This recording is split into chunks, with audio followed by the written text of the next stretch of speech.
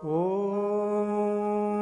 भूर्भुवस्वः तत्सवितुर्वरेण्यं भर्गो देवस्य धीमहि धियो यो नः प्रचोदयात्.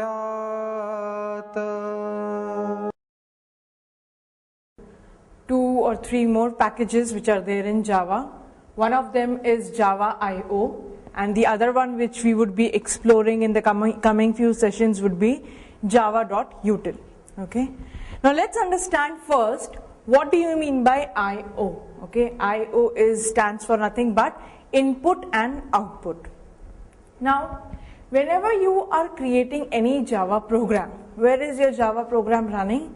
Your Java program is running in an environment, and that environment is called as Java running environment. Mainly, the short form of it is called as JRE. So whenever you are running a program, it is running inside the closed wall of your JRE. Now suppose your application or your Java program wants to read or it wants to communicate with something on your system. Okay, something on your system. It can be a file, a music file, or a text file, or a video, or it can be any exe file. Okay, what I mean to say is, you have all these files as resources in your system. Whenever you create or you buy a system, you install operating system on it. In our laptop or in my laptop, I have installed Windows XP. Now, what do you initially do? You divide the drives. You create C drive, D drive, okay? And in each drive, you keep your resources, okay? You don't call it as folders or something. In computer language, all those things are called as resources, okay? So all these resources are there on your system. Now, what I want is the Java program which I have written, and when I am running my Java program should interact or it should talk to one of the resources which is on the system. Now when I am saying on the system, you should understand that the resource can be on a C drive, on a D drive, or on a E drive, or whatever drives you have installed or you have configured. Okay, so my Java program is going to talk to a particular drive, or it's going to talk to a resource which is placed on the system. Now here, how does that happen? How do you make your Java program talk to some other thing which is there on your system? That is with the help of your IO package, input and output package. Okay, the very simple example is a file.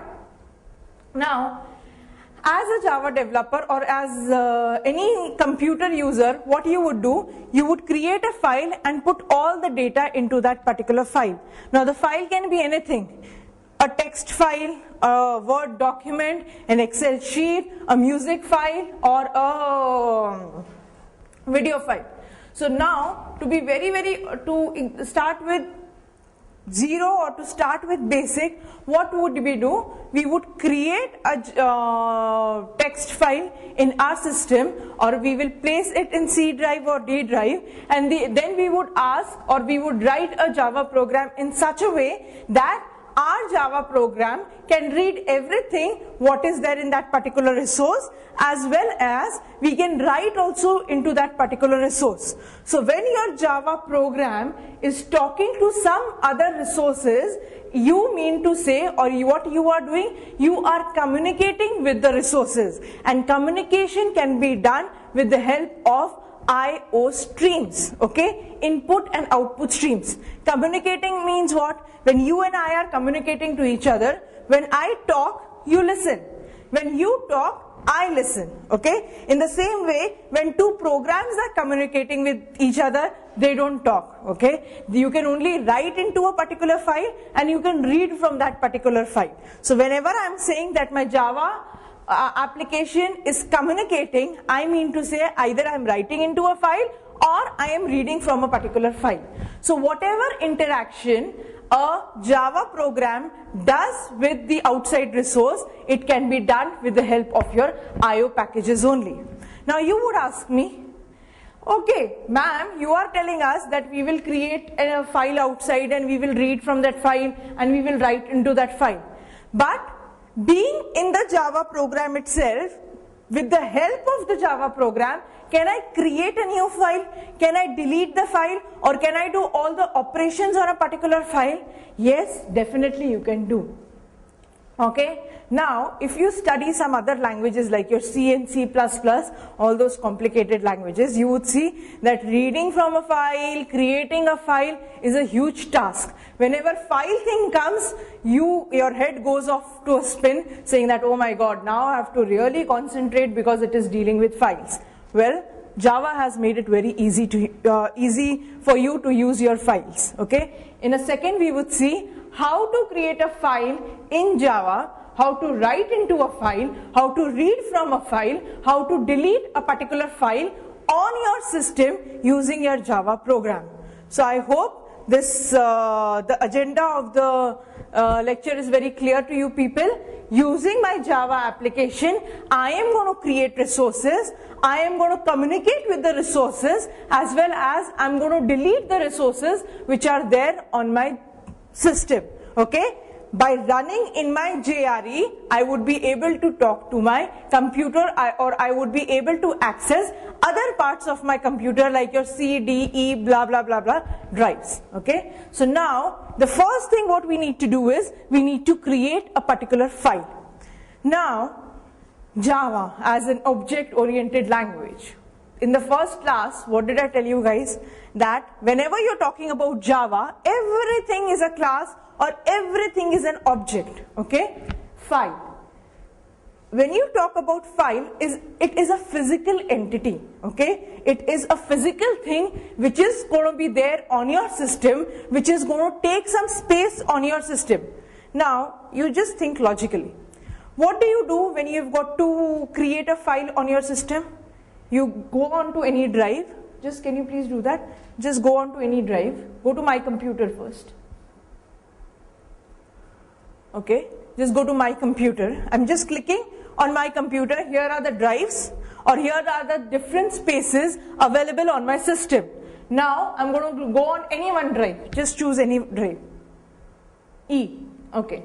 Now here, in case I want to create my file called as abc.txt, what I need to do? As a user, I'm going to right click, okay, and then say click on new. The moment I click on new, my Windows is going to ask me, what do you want to create, sir? Do you want to create an image? Do you want to configure your database? Blah, blah, blah, blah, blah. I'll say, I want to make my life simple and I want to create a text document, okay. So the moment I click on this text document, a document would be created, okay. Now I need to give a name to this particular document and I would write it as abc.txt. So all these things, what am I doing? I'm manually doing all these things. I'm taking the pain of going to the C drive, creating a new text file over there and naming this particular file. Now, the moment I have created this file, can I say that this file has taken some space on the disk even though the data is 0 in it? Definitely. Because, see boss, whenever you buy a new notebook, okay, even though you have not written in the notebook, will that notebook take some space on the shelf if you keep it on the shelf? It will definitely take some space. Okay, so now whenever you have created this text file, and even though it is an empty text file, it would have taken minimum amount of memory to be there on the system. Now open this abc.txt. Okay, write something into it. This is KMIT or whatever. This is KMIT. Okay, and save it and close it. So now when I am putting, or manually I am typing some data into it, what happens? The size of this file increases. Now in the same manner, what am I going to do is, I am going to create this particular file, write into this file using my Java application. Now since I told you everything in Java is a class, file is also a class in Java. Okay, so in order to create a new file in Java, what we need to do? We need to create an object of the class file in Java. Let's see how to do it. Now all these steps what we have done so far manually, we'll do it with the help of our Java program. Okay, so go back to your Edit Plus. And now let's start. Class file test. Okay, and file test.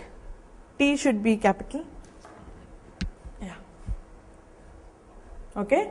Now in this particular class, I would prefer to have public static void main. So I'll type public static void main.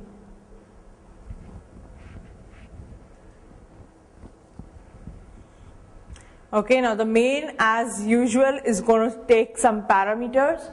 That is nothing but your string array. Okay, and now inside the main,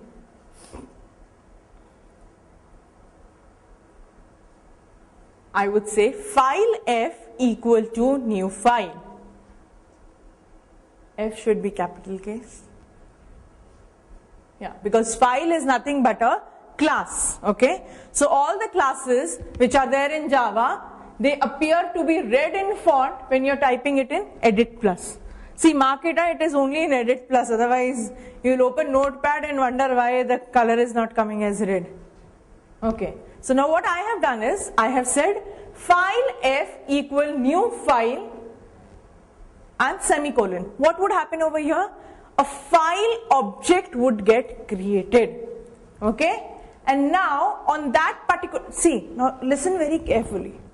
When I am saying that file f equal new file, I am creating an object of file class. Okay, now I would name that file actually as abc.txt. So what you can do it over here is, in the constructor you can give the name. Okay, just say xyz.txt because we have already created abc. xyz.txt.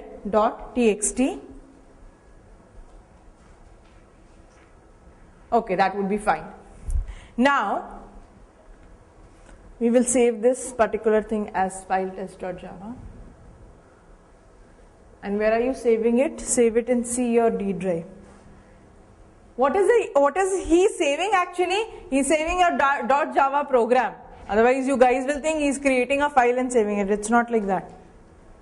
Yeah. Save it in D drive or C drive. E drive, wherever. Where did you do that abc.txt? E drive, no? So do it in E drive only. And now, after creating this object, will the file get created? The file, see there are two, please don't get mixed up. There are two things over here. Whenever you say file f equal to new file, a file object is getting created. But the physical file, okay, previously what we had done, we had gone to a particular drive, we had said new text document, and we were physically creating a file which took place into your system. Okay, that particular resource is called as physical file.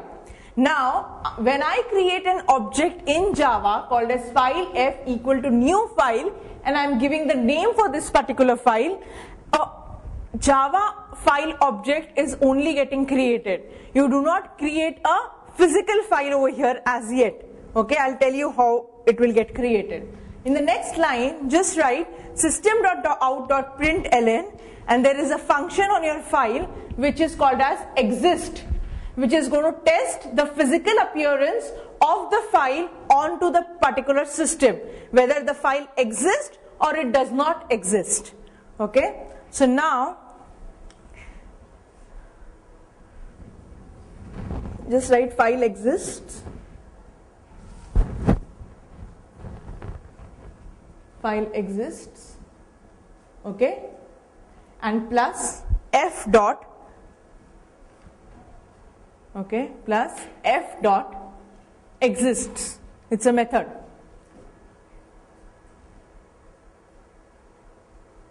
S, okay, parenthesis. Now this particular method is going to check what? whether the file is physically existing in your current path or it is not existing. Okay, now go back and just compile this program and run this program. So now javac file test.java. Okay, so yes, we have been seeing that we compiled our program file test.java. It's time for us to run the application. Okay, so now when we are compiling it, what error are we getting? We see that it's telling, see boss, you are trying to create an object of file, but I am not able to find where this particular file class is. Okay, so now till now what library classes have you used so far? You must have used system and all those things. Okay, but now we are creating an object of a class which is defined in the library, but in which package it is present? It is present in your IO package. Okay, it is not in your default package like your java.lang. So the file is present in my IO package, so I need to first import my IO package. So let's go to the program again and then write the import statement. We would say import java.io.star. Star means all the classes which are there in your IO package should be imported to this particular program. Java.io.star. Java.io.star. Okay, so now let's compile this particular package again, or let's compile this application again. Javac file test.java, and now our application compiles. Okay, so now let's run the application. What have we done so far? We have created an object of the file class, and on that particular object we are invoking a method exist. Exist is going to test that whether this particular file is physically present in your system or not. So now we run the application and the answer is false. He's saying that, see boss, you created a file object and you are testing that file object. The name of that file object is XYZ. It was the file object which you created was named as xyz.txt. I searched, then you invoke your exist. That file object searched on your disk system whether there is any physical file xyz.txt present or it is not present. Now what we need to do is, I told you earlier also, when you are creating a file using your Java program, only creating the object of the file class is not enough. Okay, you've got to further invoke a method on your file object saying as create new file. Whenever you invoke this object, what does your file object do? It is going to create physically one file and place it onto the system. So that's what we are going to do. Go to your edit plus. Okay, and now after line 7, just write f dot create new file. F dot create new, N should be capital, camel casing, create new file,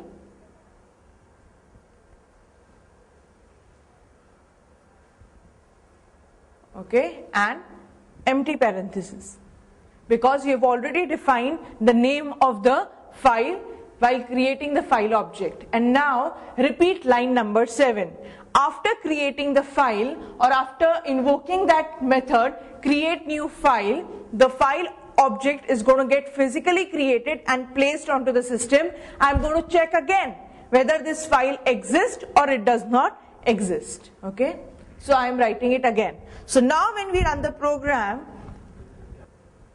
now what is the exception saying? Unreported exception blah blah blah must be declared or thrown. We have learned it in the previous classes that when this particular kind of thing comes, what kind of exception is this? Unchecked or checked exception? It is your checked exception. Okay, so you are trying to invoke a method create new file which would throw a checked exception. So checked exception should either be caught or it should be thrown out of the system. Okay, so either you should use a throw statement or you should use your try and a catch block. So what I am going to do is I am going to throw it out of the system. So after main I would write throws exception.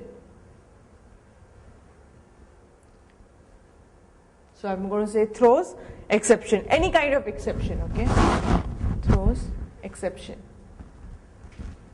And now let me compile it again.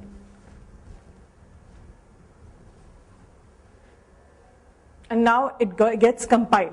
Now let's run this particular application. Java file test. Yeah, so what happened? Earlier when I checked whether the file was there, it said no boss, I cannot find any file. Then which method got invoked? Create new file. That means this particular method is going to create a new file and place it onto the system. And then again I am checking whether this particular file is present or it is not present. So what is my answer now? True. That means your file has been created and it has been placed onto the system. Now you would be wondering, how do you know all these methods are there? Of course, there is only one key to it. I have got access to the API. Let's see how to look at the API. You guys must have known how to use the API, but we will do it once more, or I'll show you once more. Okay, now go to your browser and let's go. See here, all the classes which are present in the library, the list of all the classes would be there. Here all the packages would be there. Which package are we interested in java.io. So let's go here to java.io package. Okay, if you can just make this big, just make the frame big. Yeah, this is my java.io package. Okay, so I'm going to click on my java.io, and these are the interfaces in that package, as well as, go up, I want to show them the classes. And these are the classes in my package. Okay, I've got input stream, reader, input stream, all those things I'll tell you a bit later. Okay, what we are interested is in file. So click on file. Okay, now here click on constructors. These are the different constructors which you might use in order to create an object. Here, which constructor did we use?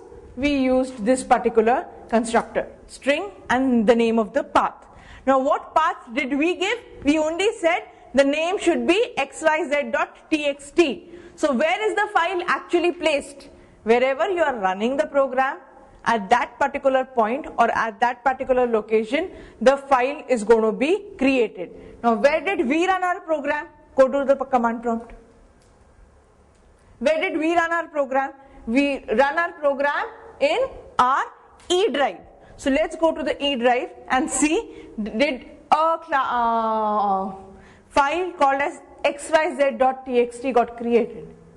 And here it is, xyz.txt, which is nothing but a text document, got created. Now you would ask me, you showed us a constructor where we can give the path name and the file gets created. Okay, can I give a path? I am running my application in E drive. Can I create a file on D drive or F drive or C drive? Yes, you definitely can do. What we need to do is go to the application. What we need to do is we need to change this, and instead of only having the name of the file, we should give the entire path.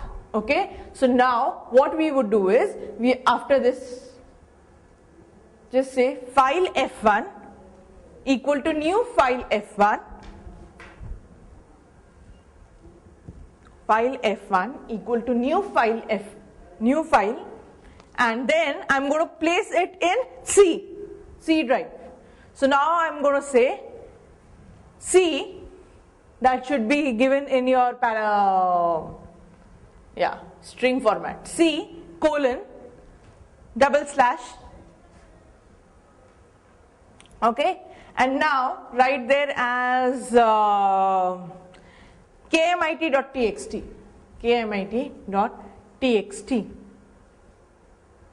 okay. Now I'm going to check, just instead of using F over here, use F1, F1 and F1. That means first we are going to check whether this file is existing. Then we are going to create the file and then check it again. We will run the application. We'll compile it and then run the application again. And then after that we are going to check it into the C drive whether our kmit.txt exists or it does not exist. So let's go back to the folder. This is our C drive. Just scroll down, kmit.txt. So whenever you are creating a file object, wherever you want to create the file, you are supposed to give the absolute path name over there. Okay. Now let's see few more methods which are there in your file object and try and use them. Go to your file. Now come down. Okay. Now this is can read, can write. Now you must have seen frequent times that whenever you are writing into a text file or whenever you open a text file, you write into it, it lets you write. But if you make your file as read only, okay, at that time when you try to open the file and try to edit the file, it won't let you do that. So now what we would do is, we would go to the C drive, okay, and now here right click, we'll go to the properties of the file and make this file as read only. Okay, now there is one thing in Java, it cannot change the file as in hidden or read only programmatically. It can only check whether this particular file is a read only file or it is read and write both. Okay, so now say click on OK. We have changed the property of our file called as kmit.txt and we have made it as read only. So now what we would do, we would go to our edit plus program and try and use this can read and can write methods. Whenever we say can read, it's going to give us true because it is a read only file. Okay, with the moment we say can write, it should give us false because we have made the property from read write to read only. So we'll go here and now here I would say system.out.println and just print can read or can write.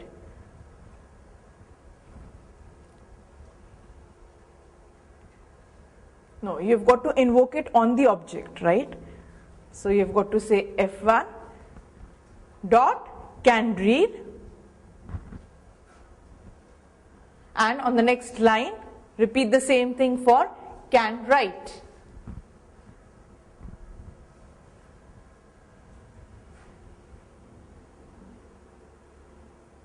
F1 dot can write. Yes. Okay, now let's compile the application and run it once more. So can read should come as true and can write should come as false because we have made the class or we have made the file as read only. Okay, so here is our answer as expected. Can read, yes, I can read the file. False for can write. Now let's go back again to our txt file, okay, and change the property over here. I'm going to click as hidden. Okay, apply. Okay, fine. Now run the application again. There's no need to compile it because you have not changed anything in the program. Okay, again it's coming as, can you read it? Yes, I can read the file. Can you write into it? No, there is no method for is the file hidden or not. Okay, now go back to your API and let's explore some more methods. Okay, this compare to is nothing but it lets you compare whether one file object with the other file object to see that these two file objects are same or not.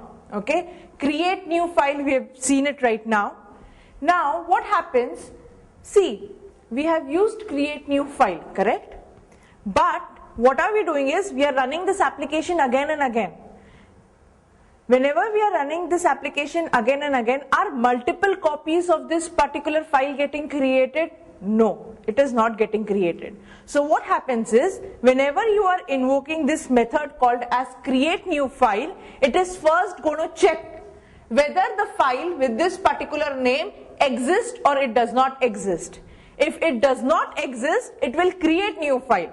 But if it already exists, it would do nothing and return you as false. Okay? So when we are running this application again and again, it's not creating multiple copies because it is checking it before whether this file is existing or it is not existing. If no, create a new file. If yes, just don't do anything and come back.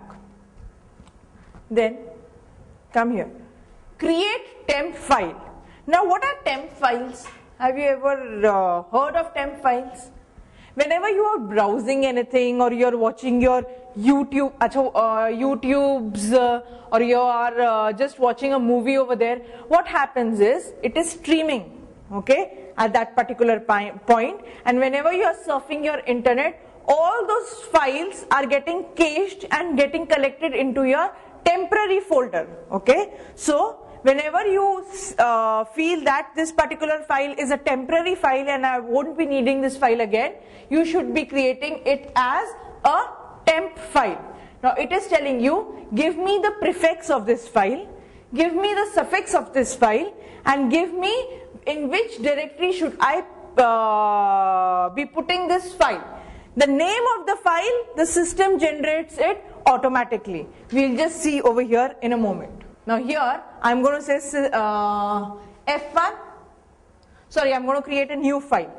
File F2 equal to new file. File F2 equal to new file. Okay, and give the name it as anything. X, Y, okay. XWA, huh? No, just give it some meaningful name.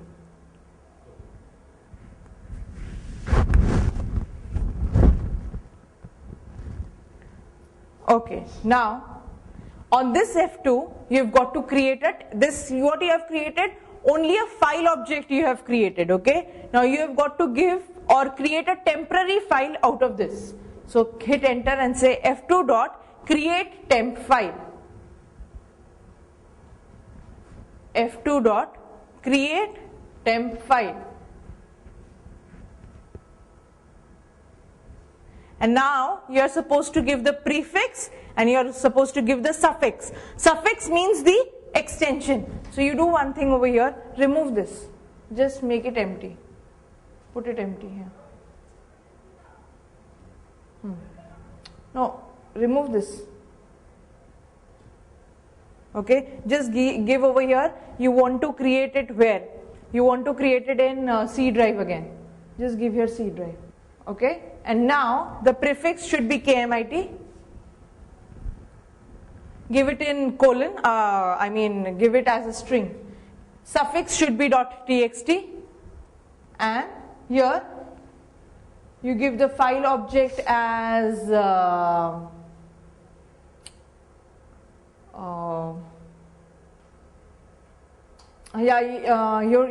you say colon, and give, do you have any directory over here in C drive?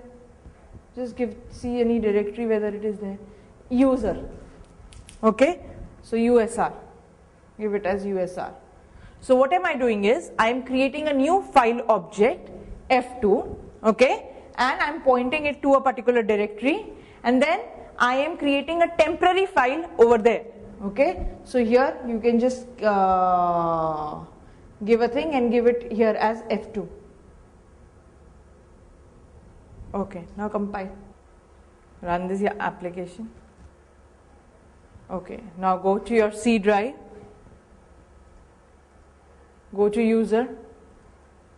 And here you will find your temporary file. The prefix is over here and your suffix is over here with your txt extension. Okay.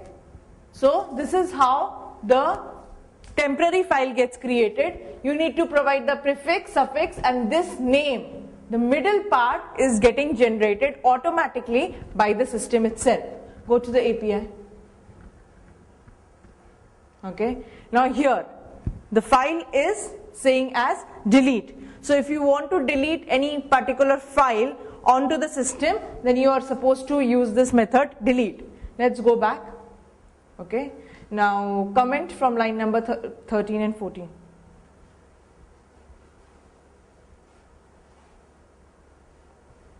Okay. Now here I created a file. I'm going to test whether the file is there or not. Which file am I talking about? It is kmit.txt. Okay. Now this file is already there, so it will come as true. f1.create new file. This is going to get executed but would not do anything because kmit.txt is already present.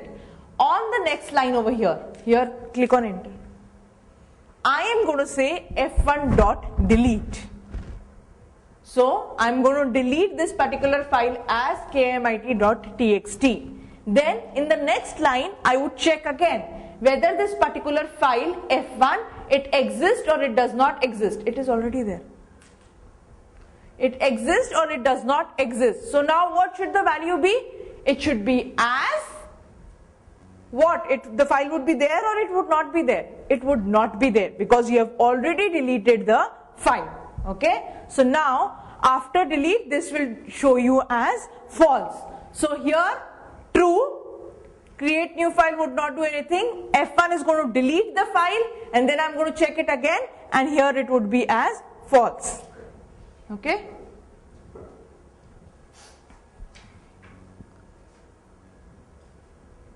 So it is showing you file existed previously. Yes. Then I did delete. Then again I am checking whether the file exists. No, it does not exist now. Go to the API. Delete on exit, which means what? Whenever you are executing a program, what are you executing actually? You are executing your main method. Okay. So now what happens when you suppose in this main method you have got 5 lines of execution. Okay. I execute 1 line, 2nd line, 3rd line, 4th line and 5th line. After 5th line what happens? The program terminates, or I can say the program exits out of its running mechanism or out of its running state. So now when I am going to invoke this method called as delete on exit, what would happen? The file on which I am calling this method. So now if the file is f1, if I call the method delete on exit on f1, what would happen? The moment the program terminates or the moment it comes out of the running state, the file is going to get deleted. So how would we test this? Go back to the edit plus. We'll do one thing. Okay. First of all, we are going to create the file. Okay. Then we will test that the file created exists or it does not exist. Then we are going to invoke delete on exit. Delete on exit. Okay. After the delete method is being executed, we are going to check again whether this file is there or it is not there. Would it be there? Yes, it would be there because the delete action is going to take place only and only after the program has been finished or after the program has been executed. Okay. Now I guess this has become a little cluttered. We will write it into a fresh file.